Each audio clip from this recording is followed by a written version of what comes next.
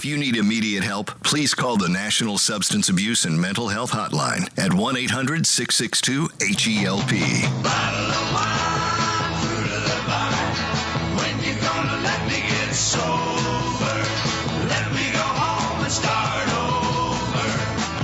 Welcome to Clean and Sober Radio. Brought to you in part by Jefferson University Hospitals and Thomas Jefferson University, providing excellent clinical and compassionate care in the Philadelphia region. A proven leader in healthcare and education since 1825.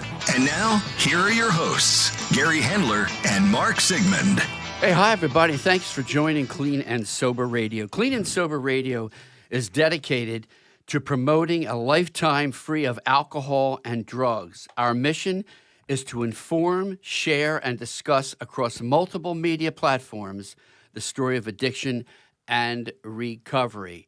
And remember, there are no drive-thrus, there are no delivery services to get you into recovery, but what there is and what is available are resources to assist you, and we are also here to help. Mark Sigmund, what's new this week in recovery news? So we got some sad news to start. A Colorado mother has been charged in connection with the death of her 16-year-old daughter, who prosecutors say drank herself to death and had 173 empty alcohol bottles hidden in her bedroom, authorities announced. Gretchen Lean Ryan, 55, is charged with second-degree murder. The younger Ryan was found dead on March 9th at her Arvada home after receiving reports of an unresponsive female. Basically, she had 173 empty bottles in her room, and her mom was drinking with her. And so it's really bad. And they also found that she had fatty liver, so she had been drinking for quite a while of alcohol with her mother. I know. Isn't that sad? That's very sad. I mean, it's crazy that parents can do that. Yeah. Don't you think? Yeah. What else you got? So secondly, a new United Nations report has come out saying the global trade in illicit drugs is booming.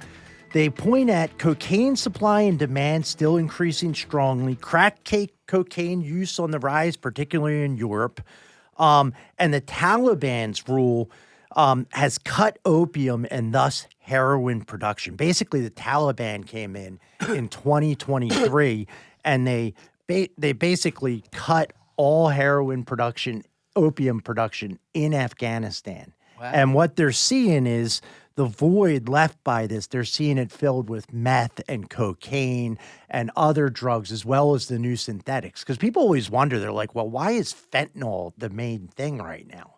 This is a big part of it, is that again, they've cut the opium production out of Afghanistan. Interesting. So, yeah, it's a little scary. I mean, it's just this problem is not getting better. You and I have talked about it for years, about methamphetamine and cocaine use increasing. Yes. Eventually, opiates going down, but we really haven't seen a full downward spiral of opioids at this point. Hey, that good stories. Thanks for those, too. Yes. Listen, Don Toliffson is supposed to be here. We're waiting. In the meantime, let's go to break.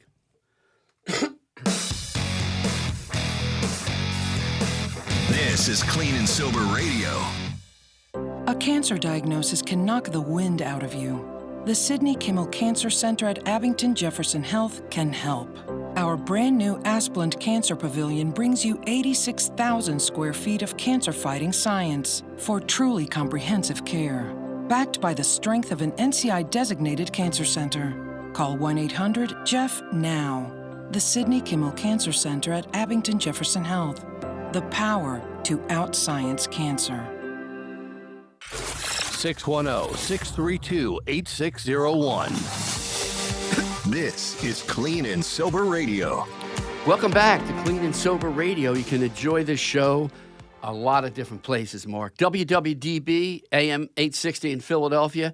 WPEN 97.5 FM High Def in Philadelphia. WGAC, Augusta, Georgia. WJBR 1010, Tampa, Florida. And we have a new station.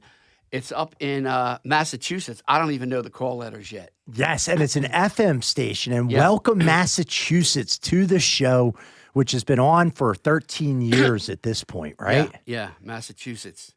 That's Kennedy territory. That isn't it? is Kennedy territory. And I wanted to mention we're also on YouTube now. So you can go on YouTube. You can find some of the newer shows. You can actually find some old stuff on there too. And also you can subscribe to the podcast, which will be delivered to your inbox weekly. And it's one of the most downloaded podcasts out there, according to statistics. Wow. Yes. That's pretty cool. It is cool. We're really a great platform to help people get into recovery and for people to see that you can get into recovery. I mean, you and I have over 60-some years sobriety. Yeah, and I'll tell you what, I mean, it's just also for our listeners that are big supporters of this show, you guys spread the message like crazy too on Facebook and call-ins and the whole bit. Yeah, absolutely. And carrying the message of recovery, Gary. That's exactly why we're here. It is, and it's nice to know we're in a new state because Massachusetts has been plagued by the opioid epidemic. Yeah, I know. So, yeah. Yeah, it's good stuff. It is good. I think sometimes we lose the fact that why we're actually here. Yeah, it's our mission statement. Right? Yes. I'm going to read that again, all right? All right, let's hear it. Clean and Sober Radio is dedicated to promoting a lifetime free of alcohol and drugs.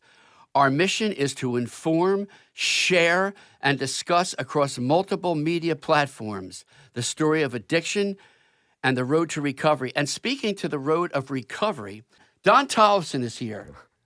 I'm 4,641 days clean, and I want to thank you guys.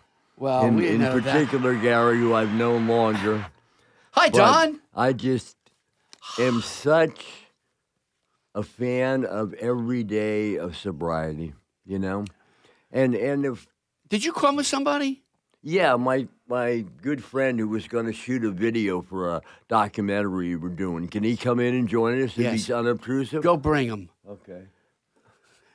He's doing a documentary. We'll have to hear all about that. Who's this guy, Brad? Who is this guy coming in here, huh? He's a guy by the name of Tom Lee, Tom Lee. who Hello, was Tom. How are one you, of buddy? the best videographers ever in the history of Citizens Bank Park.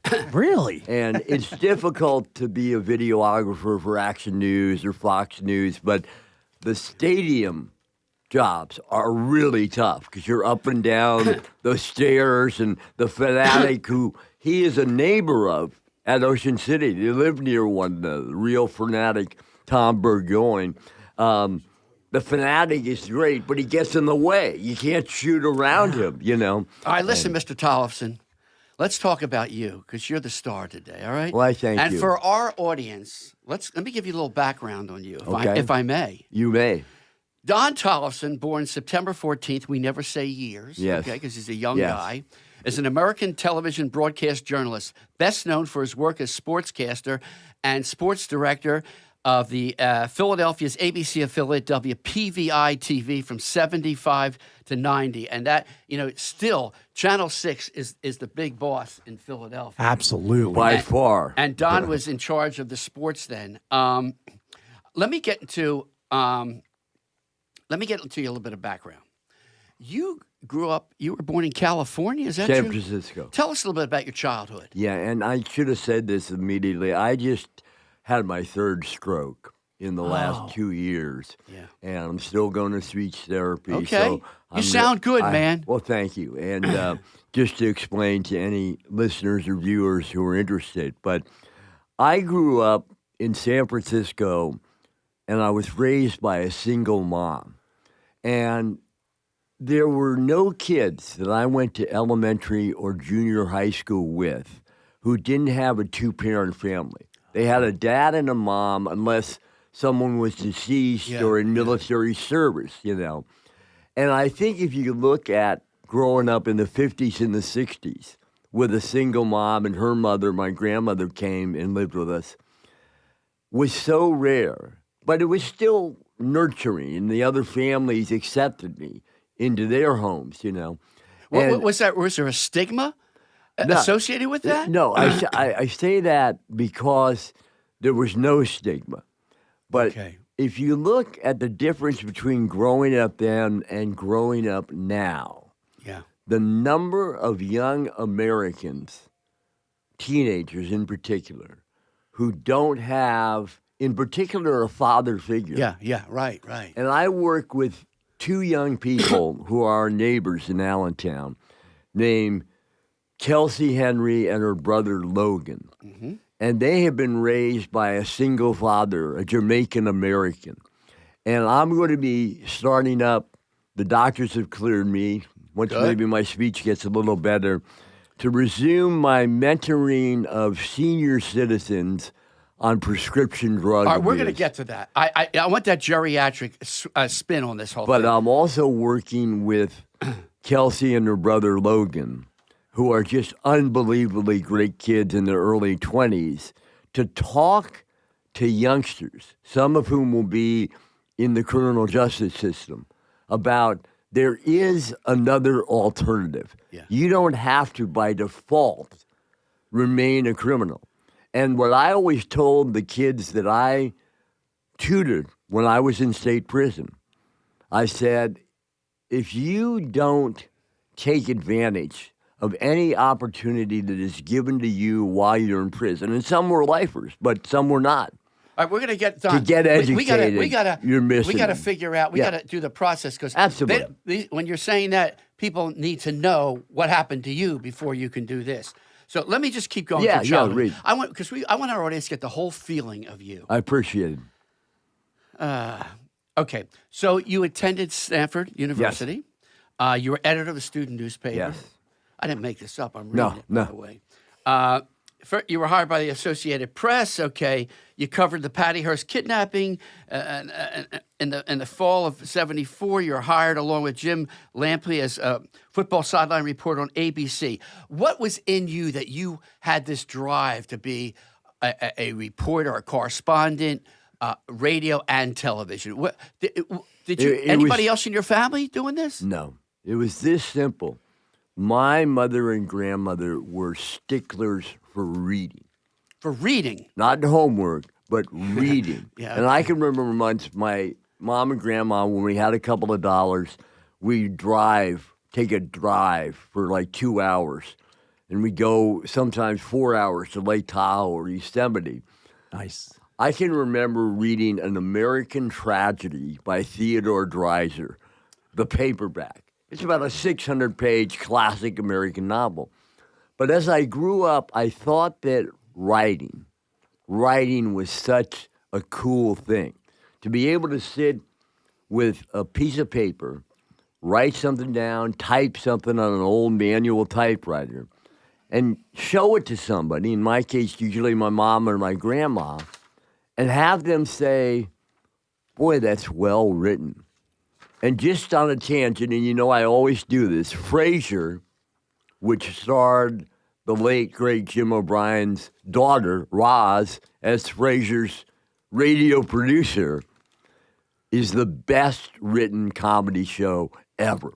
And I'm not being disrespectful to Larry David and all, but that cast of Frasier, his brother Niles, Roz, his dad, the ex-cop, the writing in it is so fabulous. And All right, when how'd you I get the job got at to Channel Stanford, 6? I Tell me wanted about to be that. a writer. How were you hired at Channel 6? It's an interesting story. I was in the first American Idol, not that it was called that, talent search. Roone Arledge in 1974 said our announcers for ABC Sports are all getting old. Chris Schenkel, Howard Cosell, Keith Jackson. We got to get some younger guys. So they asked each sports information director of a Division I college to nominate somebody. And I was nominated by Bob Murphy, the SID at Stanford. And I got the job, and they decided they wanted someone. My experience was all print, basically. They wanted someone who had done radio in college. And Jim Lampley, a dear friend of this day, had done radio and TV at the University of North Carolina. After we did a season, and I was 21 when I started, I'm on network TV, Dick Vermeil's first game at UCLA, playing at Tennessee. And we had a great adventure, so much fun.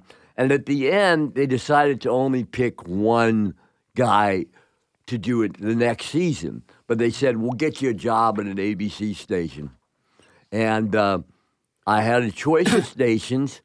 And I said, I did a little research, and I said, this action news format in Philly is doing pretty well. And because of people like Larry King and the late Jim O'Brien, to this present day, they're still the highest rated local news program in the country. That's true. Really? Not just, That's true. And Philadelphia, I guess, Gary, you guys would know the fifth largest market now. It used to be fourth. Yep.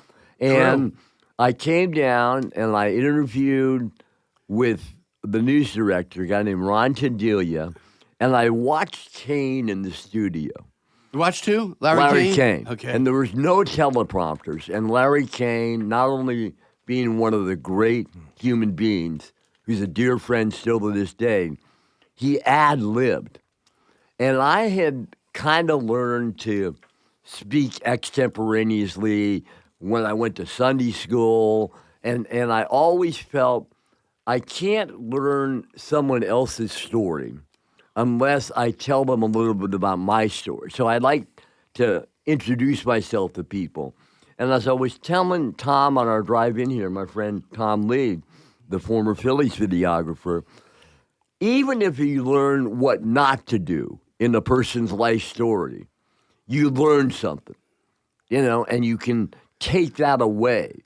And I saw Larry Kane, and I saw his comfort with Jim O'Brien and the late Joe Pellegrino, who had a funny, interesting singing All right, let's not go to Joe Pellegrino. Okay. Let's move on with He this. sang at the Holiday Inns, God bless him, after he left Channel 6. All right, good. But good, I good. loved Larry Kane's delivery, and I chose PVI. All right, so growing up was, because we're going to get to the addiction part of this. Yeah. I mean, you have two distinct parts of your life. Yeah. Sports director, Fifth Market, big super job, a lot of press, a lot of everything. Tell me what happened. Tell the audience what happened, and when did it start to happen? Were you using it at Stanford? No. I was totally against smoking. I didn't smoke, so marijuana was out. Yeah. And I went to high school with a guy who used mushrooms. Psilocybin. And Mark, did you ever use psilocybin? I used to love mushrooms. but he back in the day. played football while high on mushrooms. Oh. And he was a great defensive player because the other team had different colors. He just knocked them over. Oh, my gosh. And I just said, this really looks bad. But when my mother passed away 3 weeks before I graduated high school, and her mother, my grandmother, a week after I graduated, I got involved with drinking a beer. And it became a competitive sport when I was 16 years old, my summer after high school. And we used to, some guys had fake IDs, and we'd get a case of Schlitz malt liquor at a bodega in Redwood City, California. And we'd go under the legendary El Camino Real, the great road that goes up. Is that with all the California. big giant redwoods on it? Yeah, up in the north, yeah. Nice. But we were in the Palo Alto Menlo Park area, and we would have 2 or 3 of us would have chugging contests for the 24 Schlitz malt liquors, which were stronger than beer. And we would set up the empties under a tunnel where we were aside the El Camino Real and try to knock them over with rocks, and got rip-roaringly inebriated. And from that day on, I was an alcoholic and then eventually a drug addict with prescription painkillers, opioids, until 4,641 days ago. Did you graduate from Stanford? I did not, because I was still an undergraduate when I got nominated in the talent search. Okay, so the year, all right, so you go to a very good college, okay? Oh, yeah. And you have several jobs. I'm trying to get this to, even though we're all around the world, it's people. We're getting messages. Love Don Toliffson, all this stuff. Okay. So I'm sort of focusing in on Philadelphia. Right. And I remember watching you on Channel 6. Me too. And thinking, like a lot of our guests, we're never going to meet people like this. Well, Okay? I was like 6 years old to 10 years old, and I never dreamed in a million years I would meet you. Yeah. You know what was funny? What? Somebody was asking me in the last couple of days, do younger people who didn't see you on TV know about you? And they say Action News was in my parents' home. My grandmother watched Action News when I was a toddler. And they just, the success of Action News is unprecedented. Wait, Don, let me find out if that's true. Hey, Gabby, how old are you? I'm 24. All right. Do you ever hear of Don Toliffson? I have not until today. Are you from Philly? I am. She's too young. She's way too young. Legend. But everybody, let me tell you something. I got a list here I'm going to read out. We love Don Toliffson. We watch him on channel. We watch him. Thank you. You still have even though, and we'll get to it, you had a bumpy road, okay? All of us did. We've all been arrested, okay? It's a nice club to be in. Mine's a minor, Yeah, he's so a compared to minor. you Yeah. guys. Yeah. So I'm not going to mention on the air. We had challenges. That's the way they put it. Challenges? Challenges. I yeah. could have had, but Yeah, the worst that he did, he jaywalked once, okay? It was a big problem. I made it to the police station. I got to Yes. tell you that much. But Yes. they didn't put me in a cell. So So, okay, what year did you leave Channel 6? In 1990. In 90. Tell everybody, what did you, I think people didn't know, you went to Fox, didn't you? No, not for 5 years. What did you do? Well, you asked me if there was anybody in the media or writer. My brother, who just passed away 2 years ago, Sorry. was thank you. He was a brilliant concert pianist. When he was 16, he played with the San Francisco Symphony, a Beethoven concerto. I was 10 years younger, learning chopsticks from our mother, who was a music teacher. And I saw him practicing a concerto, and I said, I'll never be a pianist like my brother. And that got me into sports.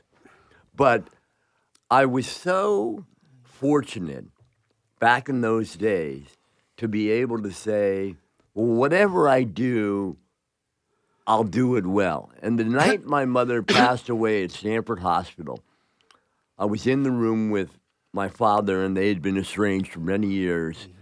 And she waited till I got there. They always talk about this, but people hold on as long as they can. And I got there just in time.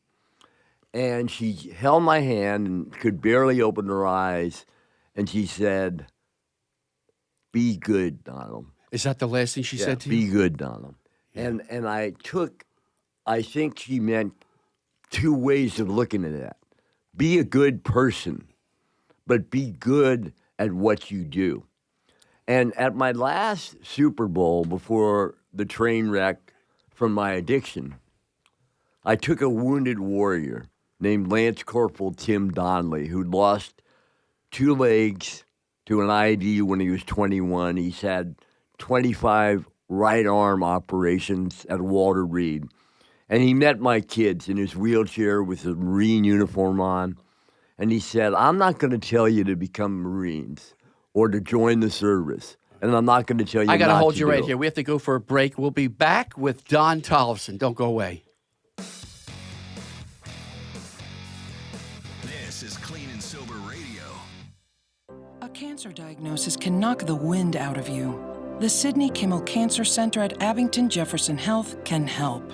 Our brand new Asplund Cancer Pavilion brings you 86,000 square feet of cancer-fighting science for truly comprehensive care. Backed by the strength of an NCI-designated cancer center. Call 1-800-JEFF now. The Sidney Kimmel Cancer Center at Abington Jefferson Health. The power to out-science cancer. This is Clean and Sober Radio. Hey, welcome back to Clean and Sober Radio. If you're just joining us now, former sports director of WPVI in Philadelphia, Don Toliffson, is with us. And we want to make an announcement that if you're just listening to us right now and you want to watch us do this show, which is fun, Don's here live, go to Facebook right now. Go to our page, Clean and Sober Radio, and you can watch us doing it right now like these folks. Debbie Reynolds is watching. Judge Christopher Maddox is watching from Drexel Hill. And Judge Maddox says, have a great show. Wedding today after court. The judge marries people. James Bilderback from Ventnor, New Jersey, enjoying the show. We are fans of Don Toliffson. Thank Enjoy you. your weekend. Kevin Heyer, happy Friday, everybody. All right, there's plenty more. Let me get back to the show, but Don, people still know. Okay, what were you saying before we went to just break? real quickly. I took a wounded warrior to the last Super Bowl I took underprivileged kids to. And he told 10 kids from Lincoln High School, we had reached the financial point you could only have one get into the game. I used them all. And he said, I'm not going to tell you to become a Marine, but I'm not going to tell you not to join the service. But whatever you do in your life, and they're spellbound. He's in his wheelchair, Marine dress uniform on. He says, whatever you do with your life, do something important. He said, I did something important. And if they asked me, you may not believe this now as teenagers, but if they asked me to go back to Afghanistan and serve again knowing I'd get my 2 legs blown off, I'd go in a second. Wow. Because what I was doing was important.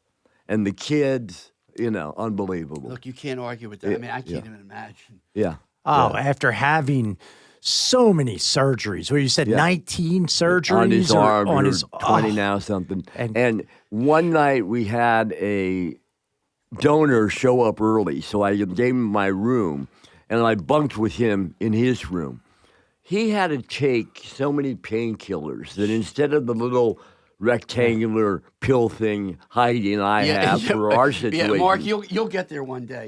You have to spread them out over the week. He had an 8x11 like plastic pill thing and had to take like 20 pills. Wow. But I felt privileged because he shared some stories with me of what it was like when you're waiting for that chopper. You're waiting for Was that he chopper. addicted after taking all these pills? No. In fact, he has gotten an adaptable home now. Yeah. And we'll hopefully get in touch with him again real soon. I have really been getting in touch with some old people now, some older people from my life. Now that the doctors have cleared me to go back to being a recovery counselor and a public speaker, I want to get in touch with people. Yeah, well, you give back and you Well, I care try. for people. I got an article I pulled out. I want to read from U.S. News and World Report. The myth that weed is harmless. Young people were sold fantasy about weed, said Samuel Lebu. My millennia peers and I had a I don't even know what this word, had an understanding that pot users were immune to the pitfalls of addiction or withdrawal. Indeed, marijuana earned a 21st century reputation as a harmless vice, much safer than alcohol or other recreational drugs. The belief that marijuana is safe has led 24 states to legalize recreational weed, even as the THC content in cultivated weed and gummies has quadrupled. But recent research suggests that nearly a third of weed users develop a dependency that leaves them sleepless and irritable without it. It goes on and on. We've been talking, Don, for years. This thing with the weed is not innocent. It's going to cause so many problems. And it's showing it does. Yeah. I couldn't agree more. And the marketing by the dispensaries and the medical marijuana abuse of those laws, it is so insidious because people are being harmed. And the other night I saw something on TV. There's a beverage product, I don't know about it, the Mini Marts now called Free. Costs about $9, like it's sold with the Red Bull. And it says, we'll give you all the benefits of alcohol or the joy, but with no ill effects. They just settled a $4 million, let's say, class action suit because they had a woman on Inside Edition with Eva Pilgrim from Action News, and she said it almost killed me. You know, you took enough of this stuff, and you think it's alcohol-free, therefore it's okay, but what it did have was absolutely terrible. And you know where I am on the abuse of prescription drugs in treating senior citizens by people who run their facilities. Yeah, we know that. You know, we talk about every week. They're selling this stuff in gas stations, AM, PM, mini marts, and without any control. It's, and I'll tell you, as an addictions therapist, I see it more and more. For instance, these kids in high school, it is all over the place with the pot. They're using the little mini vaping cartridges and using it in the bathroom and the classrooms. I mean, it's because you can't really smell it like you can with regular, weed. And so, but we're getting it more and more with the kratom thing. You know, we're getting people with problems with marijuana. It's causing them all kinds of problems. So it's definitely trouble out there. Listen, if you want to talk to Don Toliffson about anything or talk to Mark and myself, our number here right into the studio is 610-632-8601. That is 610-632-8601. Hi, Don. You know what? It's so great to hear what you guys both just said. And that's why I've decided in the next phase of my life, now that I can get back, I can't go back on the streets of Kensington where I had my ministry back in the day, but I can go in front of senior citizen groups and I can work with juvenile offenders. I'm at both ends of the age spectrum. And the tragedy of prescription drug abuse and opioid abuse. I spoke at the Peter Becker home just before I had my work accident in 2022 where I lost I want to talk about that too. Yeah. And I take questions and I talked about ask your doctor, ask your family, why am I taking this? If they're giving you an 82 milligram low dose aspirin, ask them why, okay? And a guy raised his hand. He was in a wheelchair, a man I presume was in his 80s, had a highly reputable nursing facility, the Peter Becker Homes up in Lansdale, right? And he goes, Mr. Tollefson, I appreciate you coming and telling us to ask questions. And he said, can I ask you about what my pain management clinic gives me? And I'm like, they say to take, and I don't remember the milligrams, but it was a high milligram dosage of Percocets at 80 in a wheelchair, you know. And I understand because Heidi's had 3 or soon to be a 3rd back surgery. And as Gary knows. Heidi is your wife? Yeah, she had gone through heart failure last year. So, you know, she takes some painkillers. But the painkillers are thrown around like Tic Tacs, not in all senior care facilities, but I don't know if you guys know about the federal government study on nursing homes that just came out. They investigated the OIG, Inspector General, 25, say, random nursing homes, and not a majority, but a sizable minority, like 10 to 25. They purposely misdiagnosed patients with schizophrenia. They weren't schizophrenic.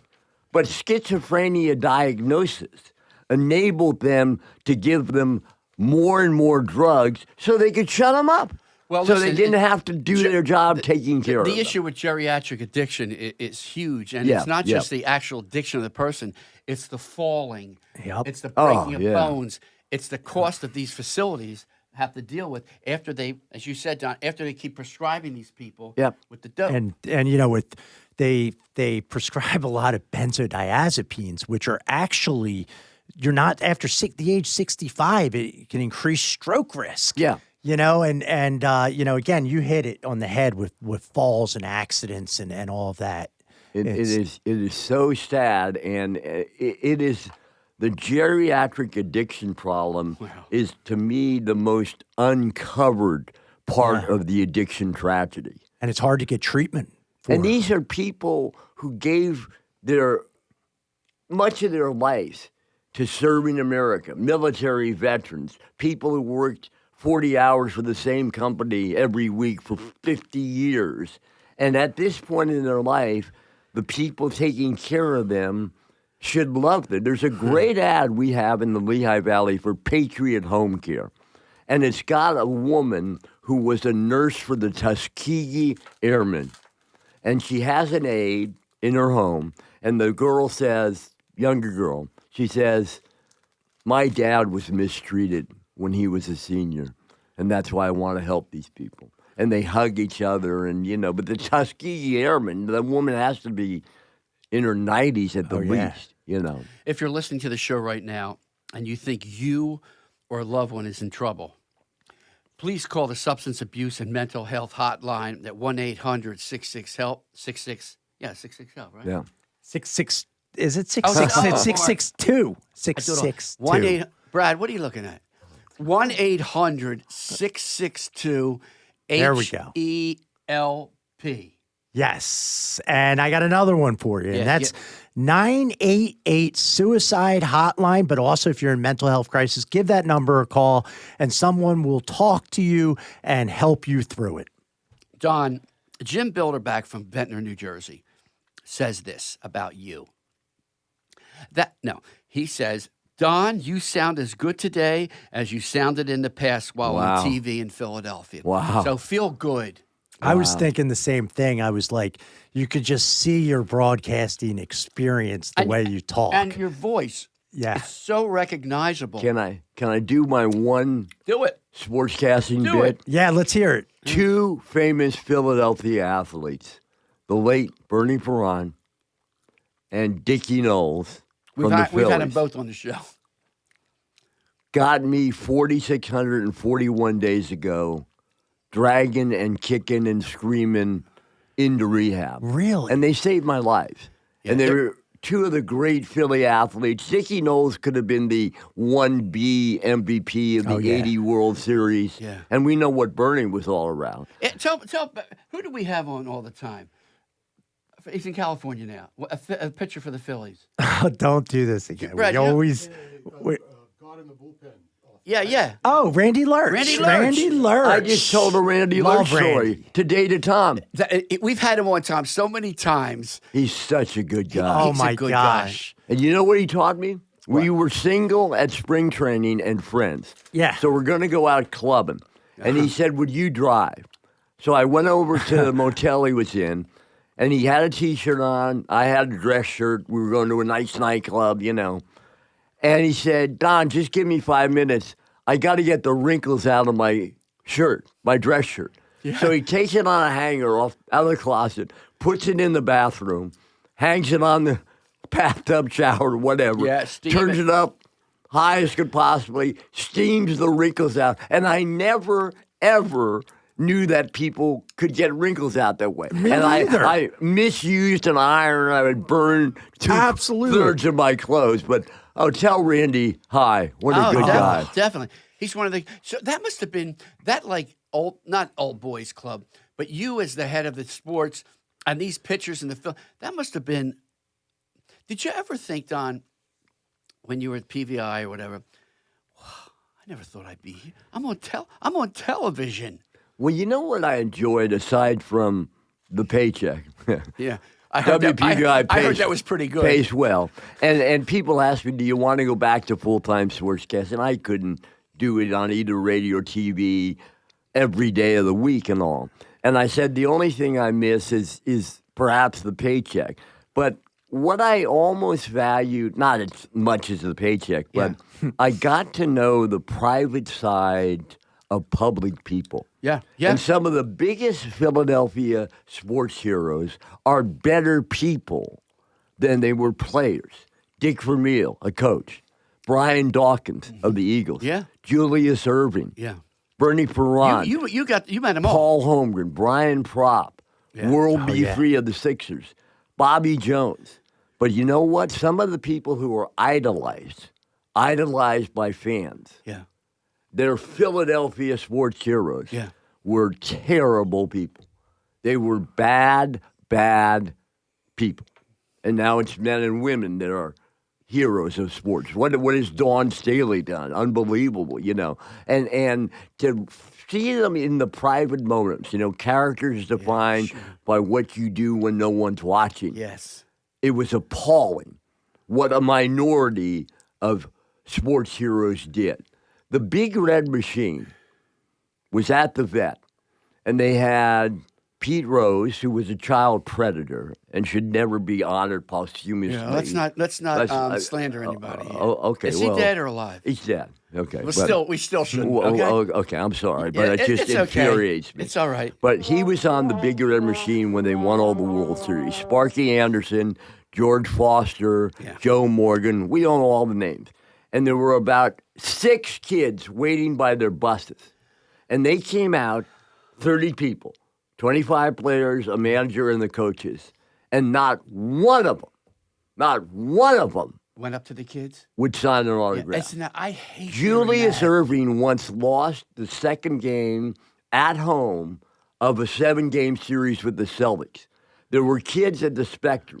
I was setting up for a live shot. Yeah. And they were waiting, arguing about nobody else is going to come out. But Julius had to ice his knees down. He answered every reporter's question. Wow. He came out last. And he'd had his worst 2 games ever, maybe, in the NBA playoffs. And he put his bags down. Wow.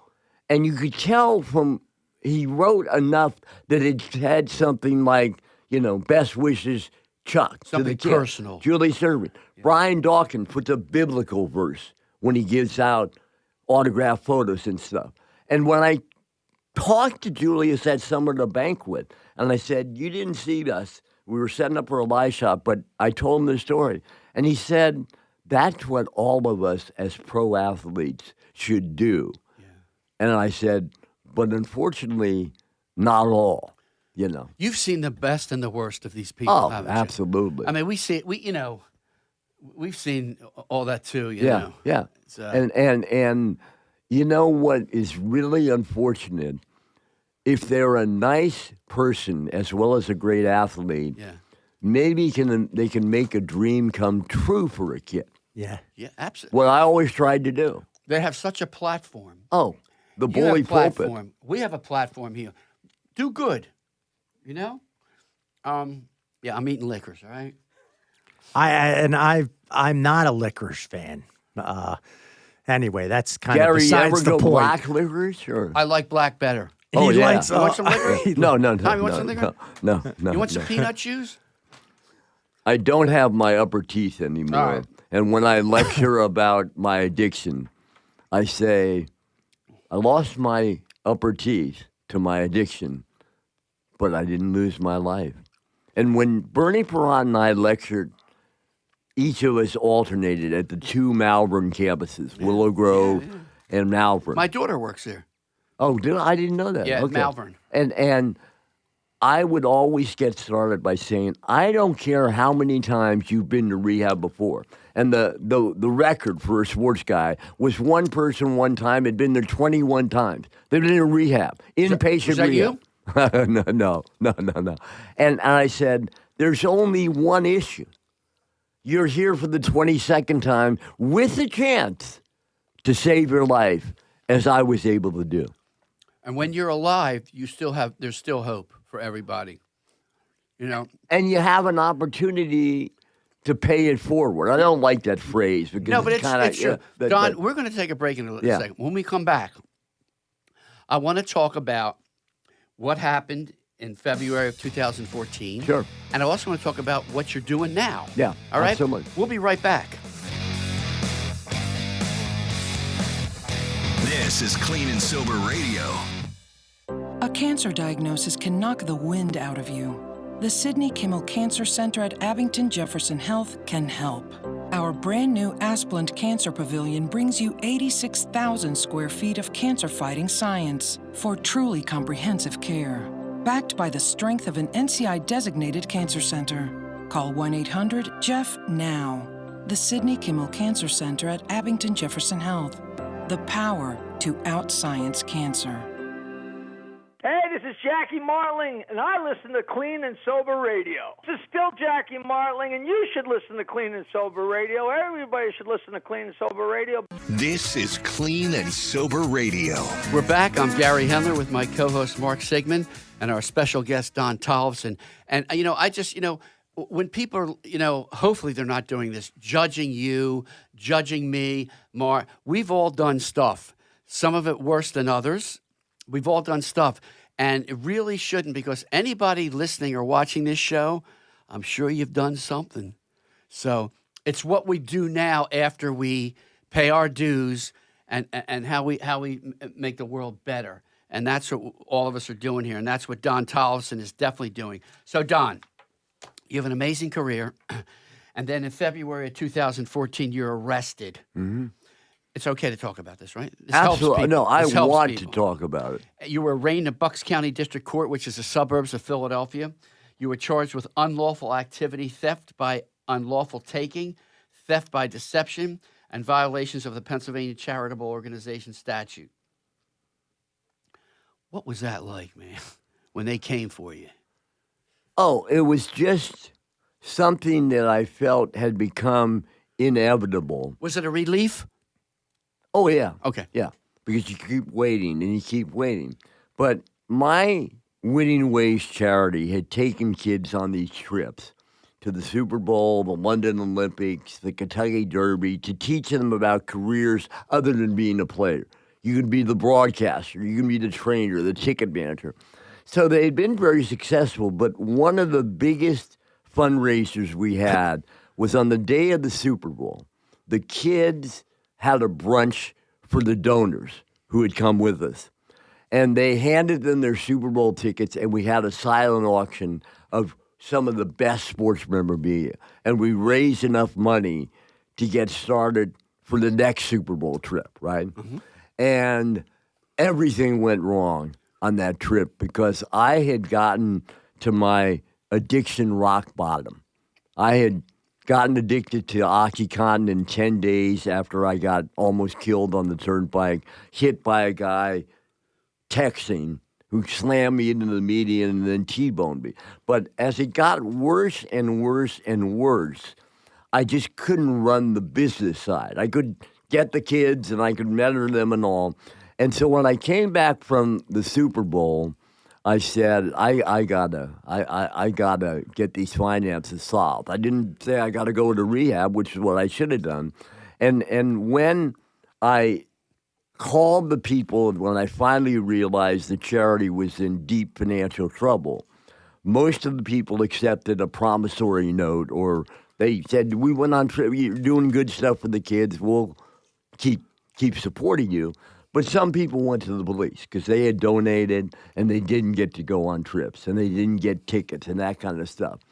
And I had made the decision that, and a lot of people cannot choose to believe this, but going up against probably 50 prosecutors in the Bucks County Prosecutor's Office, tried my own case.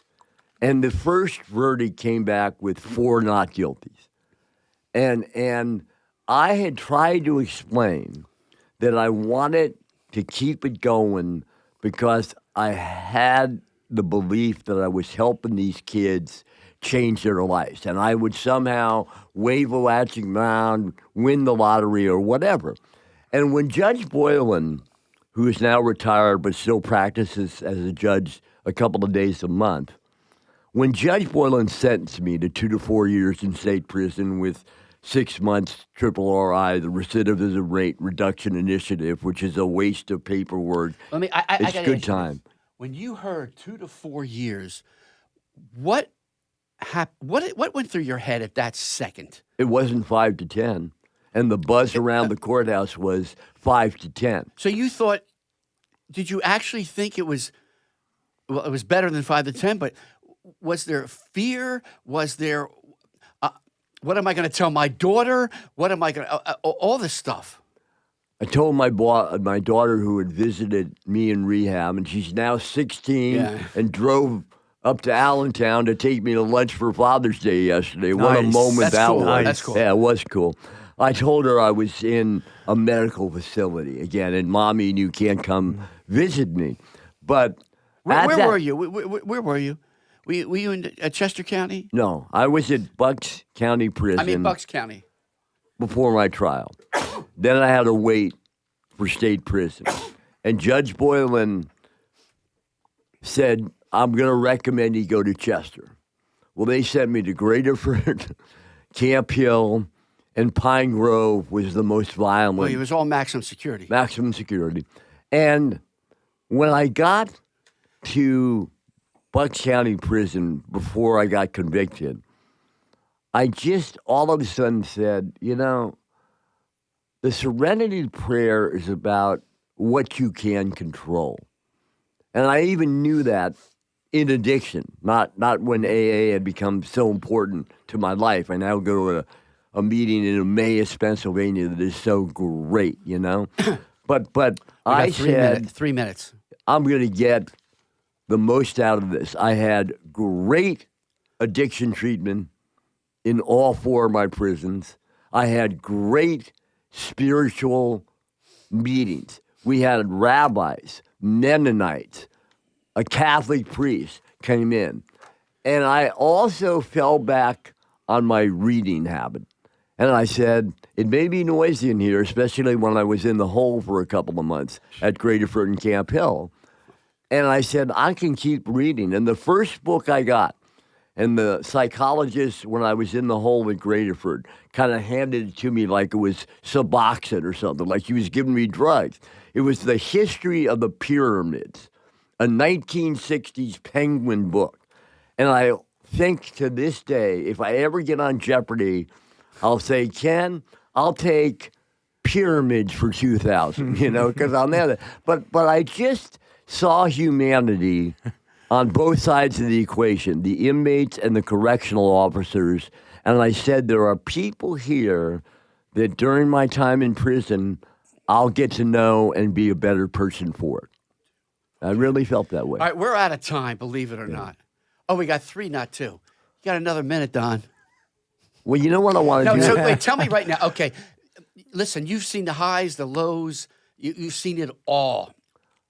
You must be commended for you did the crime or you didn't, whatever. You did the time. That should be the end of it. I don't believe in parole or probation. I think, and I'm in that prison system. I think once you do it, there should be no probation or parole. If you reoffend, that's another story. But this can carry on for your life. You're on parole, correct? I have a great probation officer named Janelle Ordway who's retiring next month. And she says, Don, you're doing what every ex-felon should do. That's you right. got a second chance, and you're not going to mess it up. And that's a message which now that I can go out and speak, I'm going to tell the juvenile offenders, along with my work with the prescription drug crisis for seniors. Don Toliffson has been our guest today. And yes, Don explains stuff maybe a little too long, but this guy really needs to be commended. I mean, legend. You're a legend. You're a legend. You did whatever you did, and you paid dearly for it. Yep. And the main thing is now you're giving back with your you. experience. So we really thank you for coming here, man. And you'll come back, really. I was honored. I hope you keep your health going. Well, and yeah. just and pray for Heidi as well. But you Yes. two guys are an inspiration to me, big time. We've known each other for a long time. Yes, now. we have. Thank you. Remember, Don, if you or a loved one is struggling with addiction, help is available. Please call 1-800-662-HELP. That's 1-800-662-HELP. For Clean and Sober Radio, I'm Gary Hendler. I'm Mark Sigmund. We thank you each and every day for supporting this show. Have a great weekend. Stay clean and sober. That's it, man. It's a Yes, wrap. indeed.